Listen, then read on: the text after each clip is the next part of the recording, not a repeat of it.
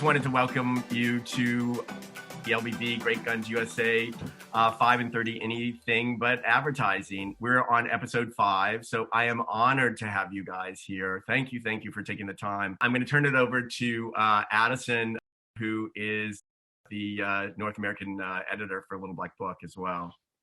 Yeah, so I'd thank you all for joining us, Kate. It's good to see you again. We are particularly pleased to be partnering with Oliver and Great Guns on this panel series because it's very much kind of about the creative spirit that keeps the advertising industry ticking, but obviously about the personalities of the people behind it. So the idea is to really kind of not talk about work here and just talk about who we all are as people.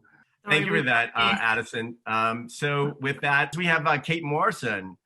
She's the director of production at 72 and Sunny in Los Angeles. Welcome, Kate. Thanks for having me.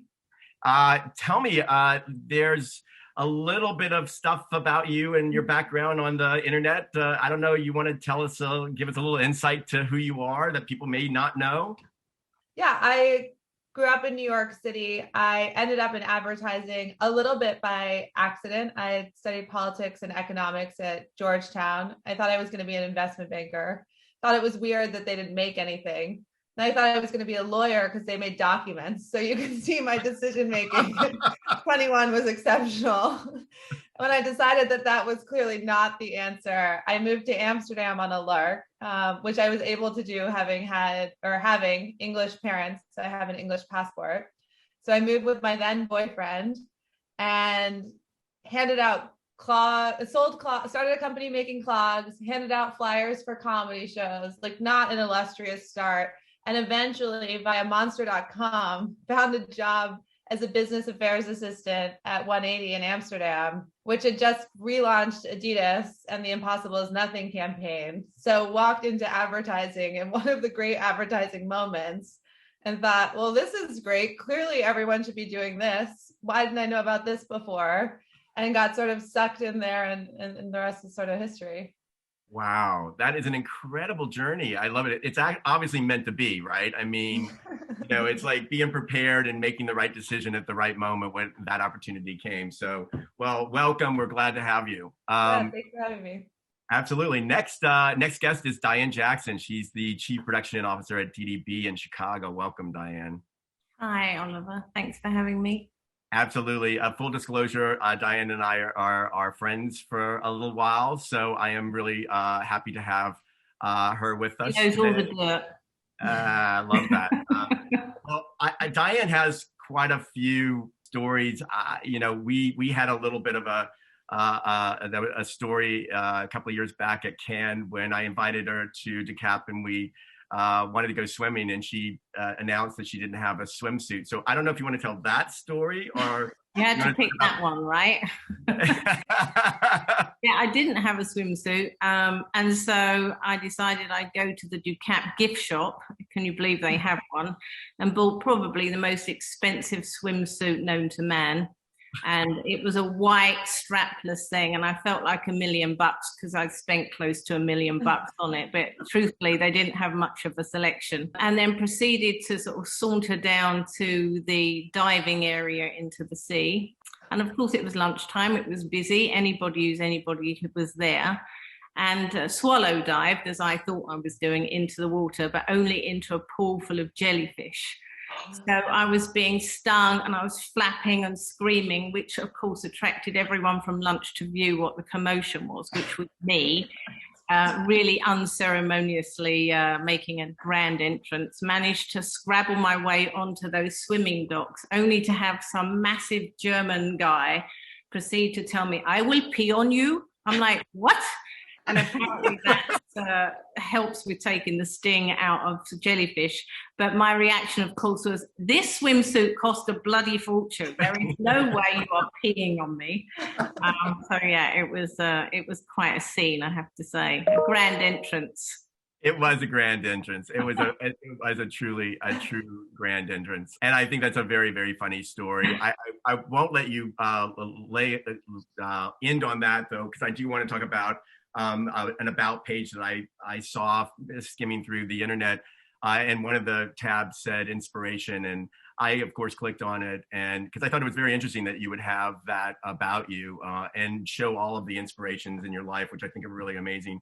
But there was one in particular about Sir Ken Robinson that really just kind of last night changed my life in a very, very profound way. And I know maybe now that he has been a friend of yours. So I loved that you thought of that. Yeah, he's remarkable. Sadly, he's recently passed away, but an amazing guy, really. And I met him actually through Di MacArthur at Furlined. And it's a bit of a stretch to say we were friends. I did know him, as many people did. But yeah, it had a big effect on my life and actually my son's life. He encouraged him to sort of pursue his dreams, which he's done. So yeah, his TED Talk, I think it's one of the most popular on TED Talks and definitely worth a look, but a remarkable human being and very special. Well, thank you for that. You inspired me. I love that. So thank you and welcome. Our last guest is Tasha Cronin, who's the head of interactive production at Droga 5 in New York. Welcome. Thank you. Thank you for having me. Absolutely. I was so captivated by, I was kind of thinking about digging, really far for you. And there it was on LinkedIn, this fabulous couple of statements. One was, hot sauce has played a major role in my life as it was the catalyst for meeting my wife. And I feel it makes everything, including lemonade, better. Or you can talking about the life-changing moment when I was pooped on by a dolphin. So I don't know if you want to share any of those. Certainly. I met my wife, because it's the 21st century, through a dating app. It was sort of when I created my profile, I didn't think much of it. And I think the term would be, as I was filling it out, I was taking the piss. So every answer on the about me section, I basically provided some sort of joke or pun about hot sauce, and as if I myself was hot sauce rather than Tasha. It turned most women off except for my wife, and we instantly bonded over ballet and James Bond and been together for 10 years. The rest is history.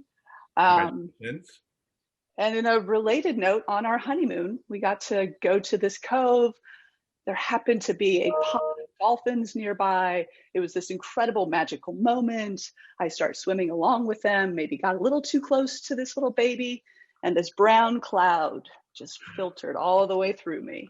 I realized I just had gotten pooped on by a dolphin. If getting pooped on by a bird is good luck, then being pooped on by a dolphin must be absolutely magical. Oh my God. You have magical powers now, I'm sure you don't know of. Congratulations on 10 years. And again, thank you for sharing that. Welcome. And now we can actually really get started. So the first question is, the power of words are more important than ever. What is the most inspiring and what is the most annoying word or words that have stood out to you in the past year? And I think I'm going to start with the magical Tasha.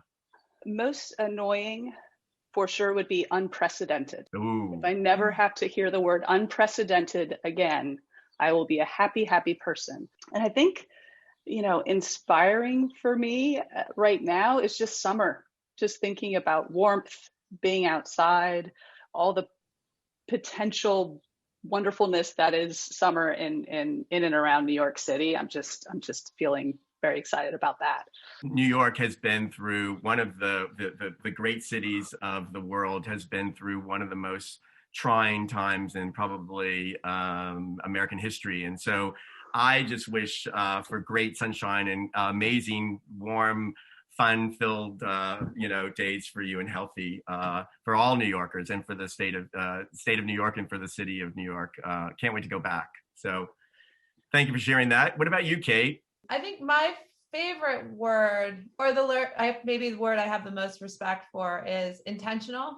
I think COVID required us to kind of reconsider so much. And I think the social justice movements that happened over last summer forced us to reconsider so much. And I think coming out of it, the thing that I learned for myself was that the more intentional we are about our decisions, about our hiring, about who we partner with, the stronger and the better our work is. And I think that's true of our daily lives too. Least favorite, I'm going to go with COVID testing protocols.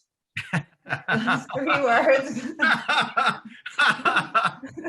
As a producer, I'm sure every single producer would like to bury those in the trash cans of history. I don't think we're there yet, but I would like to get there soon. I love it.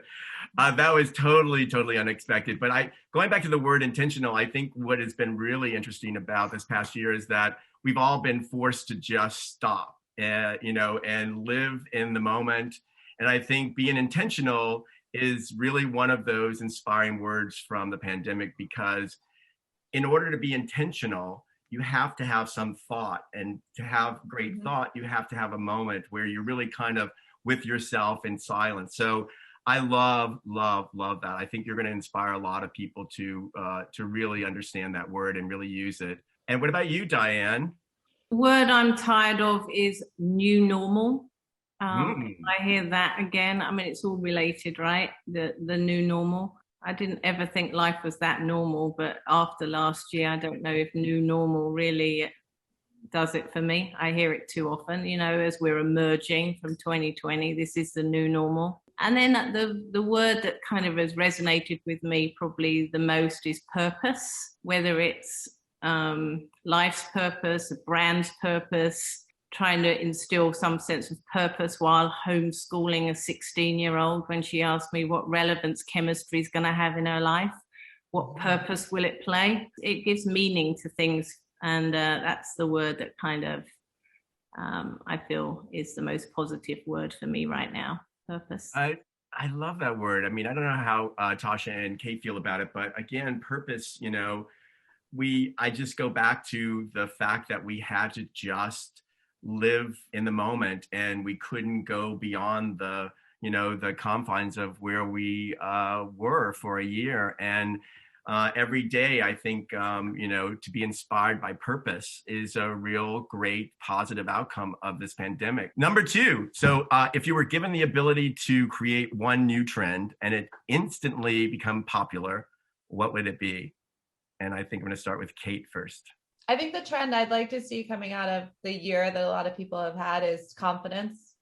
I think confidence from creatives who, have potentially borne a lot of pain, strife, suffering through the last year, to really step up and not be safe, and to put their stories and themselves and their work out there to get us to great creativity.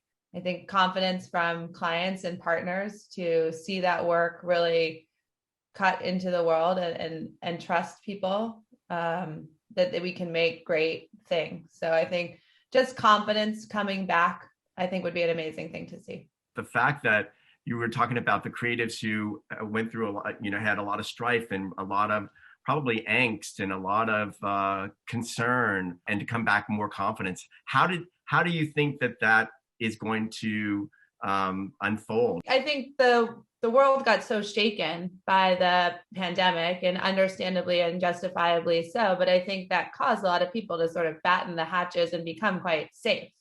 And I think creativity and art, while I think there are many things where we pushed against the confines of what was possible and created exceptional things in exceptional ways, I think for the bulk of people, it was a very hard landscape to create against. And I think as all of the things that we've learned, everyone has had actually a tremendous period of growth. I think having the confidence to tell those stories or emerge as something new could be an amazing moment if we can all rise to that moment and let that be what drives us, versus, okay, how do we go back? What's the thing that we need to do? Let's just drive to numbers. We need to get returns. I think it's the confidence to really believe in the power of creativity. And if we can put that at the forefront, that'd be the trend that I would like to see. Diane, what about you? It's not really a trend, and I really don't want to seem to be jumping on the bandwagon, but gun reform for me is a really, really, really important thing that needs to be addressed in this country. I love that. I know that's a bit of a downer. It's also mental that it isn't instantly popular already, so... Yeah, I mean, the fact that you can buy assault rifles that are designed for war, it's just mind-blowing. And I wouldn't label it as a trend, but I think trends are a movement that have sort of a shared common vision. And that's what that's the thing that I feel most strongly about if I could initiate a bigger movement towards gun control. Yeah. And it's one of those things too that I have such a hard time having conversations with my friends who weren't raised in the US. They ask me to explain to them what America's fascination and obsession with guns is. And I sit there and scratch my head and say, I don't know. Growing up, I didn't have active shooter trainings in school, and our poor children are going through that now. Yeah. But, you know, I think you'd find a majority of just normal everyday Americans, you know, are for stricter gun background checks and safety standards and practices. But yet this extremist wing has been able to take over the conversation. And yeah, I mean, Diane, 100%. I wish that some demonstrable action would be taken by our politicians for sure. I just think that assault rifles available to the public, if you're going to go shoot a duck, you don't use a assault rifle. The fact that military weaponry is readily available at gun shows is just something I think we as a human race need to address. Well, I agree with you. Well, Tasha, what about you? Thinking about like for my team and the people that I interact with day to day, I think obviously it's been a very challenging time over the past 18 months. Thankfully, we've all been able to stay in our jobs and transition to work from home. So many people weren't able to do that, but advertising has very long hours as it is. And now it there is no definition between work and life. So I would love to see a trend towards a more definite differentiation between, you know, when we're able to go back to the office and then we head home for the day. If we can actually log off for a few hours would be amazing. Obviously in production, our hours are crazy. And we know that there are those big spikes where we're just going to work. But, you know, when we're in creative development or pre-production, do we really need to be answering account people's emails at 11:30 at night? No. Should those account people be sending those emails at 11:30 at night? No. So trying to encourage my team to be able to take some time away from work. I think we've been lucky in having a lot of frank conversations at work about what's been going on in the world and trying to give people space when they needed to process things as events popped up. So I guess continuing to encourage that in terms of mental health and well-being, like allowing people to take space and to take time away and not always be so demanding of their time and 100% of their attention. I cannot tell you how big of a statement that is, because I think we haven't really seen what the past year being in this environment has done to people. We're going to see it. It's going to emerge. So I say, don't ask, tell your people, take the time. Let the account people send an email at 11 o'clock at night and don't answer it until 9 o'clock. They just need to be told that. But equally, account people shouldn't be working at 11 o'clock either, you know? Of course. Across the whole gamut for everybody, you know? I think to your point, those lines are blurred.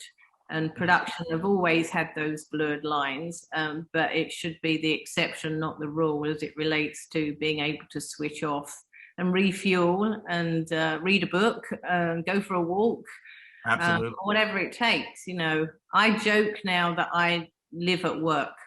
Yeah, every day to me is called Blur's Day. It's like there's no more weekdays. It's all Blur's Day. But they've been like, what day is it? It's Blur's Day. Well, you know, what do you think, Kate? There have been parts of being at home that I actually really enjoy. I kind of went initially into like, how can this possibly sustain? We actually did a campaign for the city of LA to, at the start of the pandemic, to encourage people to stay home. And I remember in March, they said they needed a campaign that ran through July 4th, and none of us could even believe that it was possible that we would possibly be home until July 4th. This was absurd. What do you mean 100 days of this? And, you know, it's required a lot of setting boundaries. So we've tried to do certain things as companies. I do think a lot of it is individuals. I think beyond that, I think when you start to imagine a future where, you know, I hope we move forwards out of this and don't just go back to what we were all doing before. But, I think even prior to this, we all had our phones with us all the time. I think it's actually being able to turn off and the permission to turn off that's so key versus where you are. Because if you have the permission to turn off, you could turn off in your own office building and just hang for a beat. You could turn off at home. You could turn off on holiday. And I do think that those moments and your team from, coordinators on upwards feeling empowered to do that is really critical. I don't think we've cracked it. There's a lot of talk of like schedule send emails, but and I'm not perfect at it either. Like I'm an early person.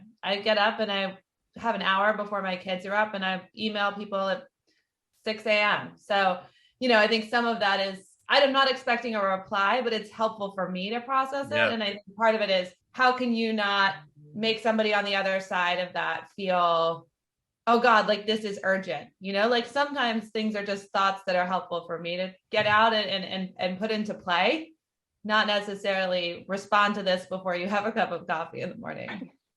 Yeah, I love it. I do think, the answer to how do you, make the recipient not feel that it has to be dealt with right away. You empower them. You're smart. I hired you. You have a job. You're getting paid. You work for a really great company. Use your noggin. Think about it. Prioritize. Yeah. So often we just do. And it's like, don't be afraid of thinking, guys. If the plan doesn't make sense to you, you don't like how the AD scheduled the day, ask some questions. Like, Absolutely. Don't be afraid of thinking. Yeah, I love it. See what you did, Tasha? I love it. This is it was really great. Really, really, really inspiring. I love all of those answers. So thank you. The third question is going to go to come from Madison. I feel like this question is something that I feel people have been asked a lot over the last 18 months or so, but I think it's still kind of fun to ask. But, while you have been kind of stuck at home or wherever you've been, have there been any kind of hobbies or a passion inside you that you've kind of taken up? And it doesn't have to be something like incredibly kind of groundbreaking. Like if I was going to answer this question, it would probably be making some kimchi or something like that. Kate, we'll go with you first. Well, I didn't make kimchi. I also learned really fast that I am rubbish and have zero patience for bread baking. So did not go down that rabbit hole. Have also never been so happy to spend $10 on a loaf of bread post-experience bread baking. I think the biggest thing for me is being a mom. I think my experience, and I am nobody's idea of a good stay-at-home mom. That's just not a path that's going to create any sort of victory in my household. But I think as a result, my reaction to that was very much that I saw my kids maybe for an hour and a half in the morning. And then I would see them maybe at the end of the day. And the reality is at the end of the day, it's tough. Like I'm tired. The kids are tired. You're putting like tired, cranky children to bed and it's supposed to be fun. And sometimes it's not. And, I will admit that I, would there are days when I would stay at the office till 7. So I would miss bedtime intentionally. Me and, too. I think a little known thing that people feel really guilty talking about, but is, anyway, it was real behavior. And I think for me, the biggest win and it's not so much a hobby, but is seeing my kids at 4 or for 20 minutes at some point during the day when they are still, in good mood, have some time, have some brain space to think of them, can spend some actual time with them, and then go back to work. And I think there's a reality for me, or a sort of penny drop, that maybe things don't need to be quite so binary as they were. And that sort of like 4 o'clock hangout for 20 minutes, or even 5, to be honest with you, can become part of my reality going forwards. And it, to be perfectly honest, wasn't really something I had considered as possible as a working mom. So that's been big. And then I have, living in LA, taken advantage of the weather and have spent some time working on my tennis game as a means of Yay!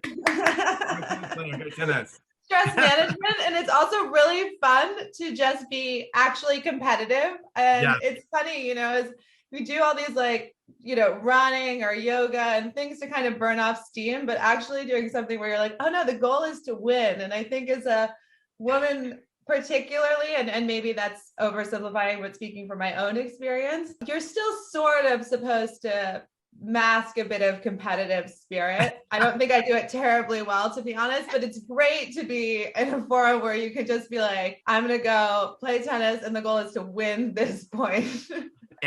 Women are the most fierce competitors in tennis. I don't know guys that are as fierce as you women.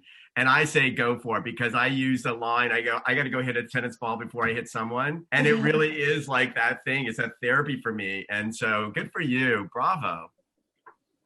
We'll flip the question to Diane now. I've kind of got into camping and the outdoors and fishing. I know no one who knew me before this would ever believe camping for me was like a holiday inn. But I've driven to Colorado twice from Chicago, which is in of itself an 18-hour drive each way. First time I rented an Airstream, which was just such fun. And I never in a million years thought I'd love it as much as I did. And then my boyfriend's really into fishing. And so I had a choice. I either sat on the riverbank and watched him, which I did for a while. And then I was like, hell, I'll have a go at this. So I've been learning to fly fish. I will say, even though I've been three times now, I've yet to catch a fish. So a bit like Kate, I've got that competitive spirit. So yeah, really connecting with nature, which I'd never really done to this level before, and camping. I mean, I will disclose that I went to REI and spent an absolute fortune. Everything was possibly luxurious. So I'm not really roughing it. It's not quite glamping. I do have an inflatable mattress and all those kind of luxuries. But there's nothing like cooking something on a single burner late at night, doesn't it? Under the stars. Yeah, Tasha, over to you. I was lucky enough to be on the receiving end of the bread baking trend. So I feel like I have become an expert sourdough taster, baguette, loaf, pancakes, pasta. Yeah, I've tasted them all over the past year. But for me, I've started to dedicate a bit more time to surfing and improving my surfing practice, even to the point where we moved outside of the city to a beach town just outside of New York. I grew up playing competitive sports, and I am an extremely competitive person. So I think I need something like surfing where I just have to it's me versus the ocean, and the ocean is always going to win. It's just a nice, calm, meditative place. And I have to redefine what success looks like for myself in that too, which takes a lot of work. Where do you go surfing in well, not in New York, but kind of in the area? Well, we have at Rockaway Beach, which is in Queens, and then Long Beach, which is the southern shore of Long Island, which is, and Lido, which is near where I'm living now. But typically I'd take the 10-minute drive down to Rockaway and work with my surf coach there and all my friends. And yeah, it's a blast. It's cold, hooded, mittens, booties. Make yourself look exactly like a seal, aka a shark snack. So yeah, it's hilarious. Let's go to question number 4. So question number 4 is, what is your best mic drop moment? Let's go with Kate. So I guess mine is that my water broke at the office when I was pregnant with my second child. And there is a reason, apparently, why HR tells you to work from home for the week before your due date. But I, in my stubbornness, did not agree that was necessary, and surely could work up until I had my baby. And so that is what I did. What about you, Tasha? Well, we already talked about being pooped on by a dolphin, which definitely yeah, that's was a big bit of a mic drop. I think an embarrassing mic drop was when I was living in LA. I grew up a diehard LA Lakers fan, and it was the playoffs, and I was driving in my broken down Explorer, and I look at the car next to me, and it's this convertible Bentley, and it's Magic Johnson, and I proceed to scream, "Magic Johnson, Magic Johnson, Magic Johnson," over and over and over again, uncontrollably. So he looked at me like, yep. It was the playoffs. I asked if he was going to the game, and he said, yeah. And he was very happy to drive away from this crazed, 20-something white girl shouting his name at him on Pico Boulevard. I love it. What about you, Diane? Imagine, if you will, 1990 in London. My producer was sick one day, so it was my big moment. You know, it's like waiting for the quarterback to sprain an ankle and you get your chance. And we were doing a voiceover record with Anthony Hopkins, and I was going to run the session, and I thought I was the shit. So we go to Saunders and Gordon with my young creative team, and he was not Sir Anthony then, he was Anthony Hopkins. I was so nervous. So he arrived. I was told he was in the building, and he goes into the booth, and it was for a coffee commercial, Blend 37. And he had to say the end line, rich, dark, blend 37, a blend of strength. That's all he had to do. I had two young creatives as well who were equally as starstruck. So I couldn't see him, but I had my little button, and I, nervously introduced myself and told him the line. He had the script and he read it. Rich, dark, blend 37, a blend of strength. My creatives are like, the client, we've got to hit strength. This is their strongest brand, brew. He has to say a blend of strength. See if he will emphasize strength. So I said, oh, Mr. Hopkins, that was very good. Thank you. Could you please read it again? Rich, dark, blend 37, and could you hit the word strength? He read it exactly the same. I'm like, oh shit, what do I do? And the creatives were like, Di, he's got to hit strength. He's got to hit strength. So I said, okay, I've got this. Push the button. Mr. Hopkins, that was very good. We've got two really good ones, but could you read it a little bit more like rich, dark, blend 37, a blend of strength, silence. So I wait, we wait. I say to the engineer, is everything all right? He goes, no, he's left. He literally left. He got up and left. So it really was a mic drop in that he did not record the line. Bob Peck ended up doing the line. But I had told him exactly what to do, and he clearly didn't like it. He read it twice and left the building. I failed, my epic fail, my big mic drop with rich, dark, blend 37. And I tried to do it for him, a blend of strength. Yeah. Well, don't you think you made the mistake of saying you had two really great, exactly the same twice. A blend that of was the mistake. A blend of strength. I was like, okay, I'm going in here, girls. No, epic mic drop, failure.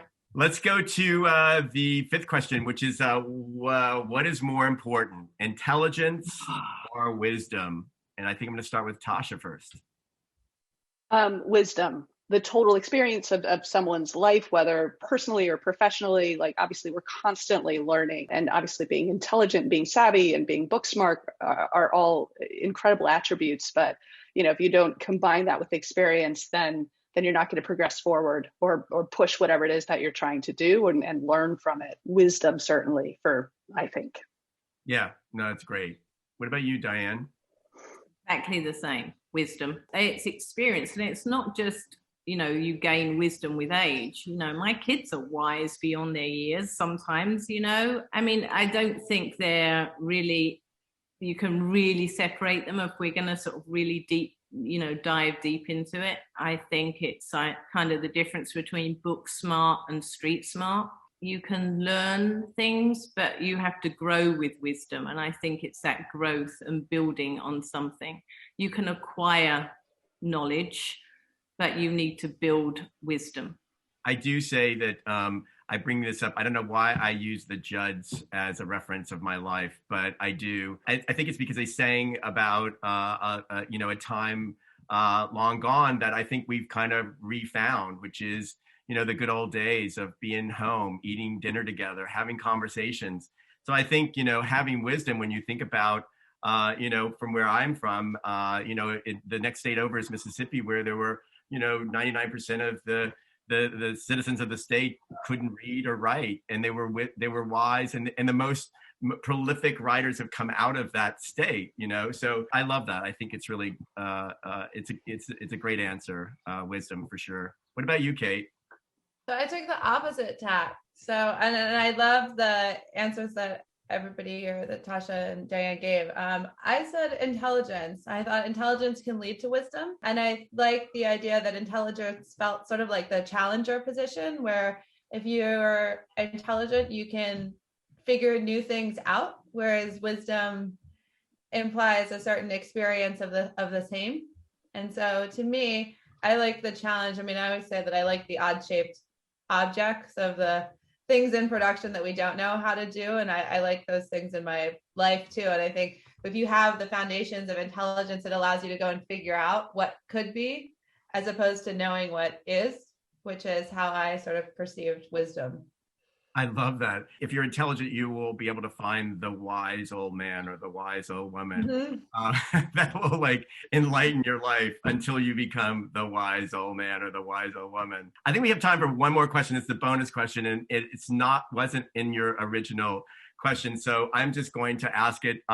Given all that you know in your years on Earth, the journey that you've come to, and that leads us here today, what would you tell your 10-year-old self? Kate, what about you? I think I would say just go for it, try things. I think not being afraid of failure. I sort of believe that you only regret the things you don't do. I did have a friend mock me for that at dinner the other night. It was like, clearly you have a high bar for forgiveness of yourself because you've done some pretty dumb things.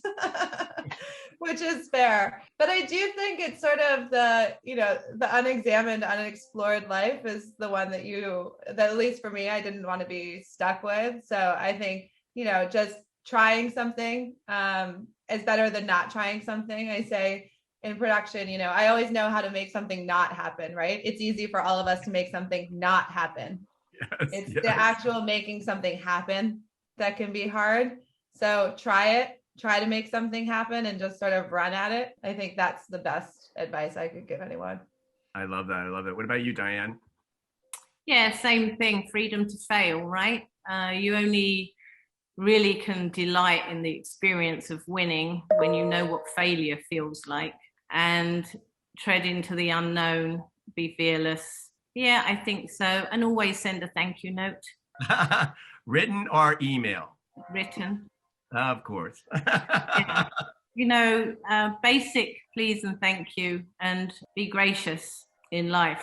I mean, even when we're challenged and pushed to the extreme, somebody else is maybe having a bad day, not their best. I think a little bit of empathy, human understanding along the way goes a long way. That's wonderful. What about you, Tasha? I would tell 10-year-old me to trust myself. I think particularly at that age, and then teenage and young woman, trusting in yourself and having confidence and being kind of self-assured goes a long way. And to know that, now I do trust myself, that I think if I had exhibited more of that in my late teens, early 20s, it would have been remarkable. Oh, wow. I love that. Well, I must say you're all remarkable women. I'm so inspired by you. I so thank you for being my guest and LBB's guest today. And have a great day. And thank you very much. Thank you guys. Thank you. Lovely to see you. Lovely.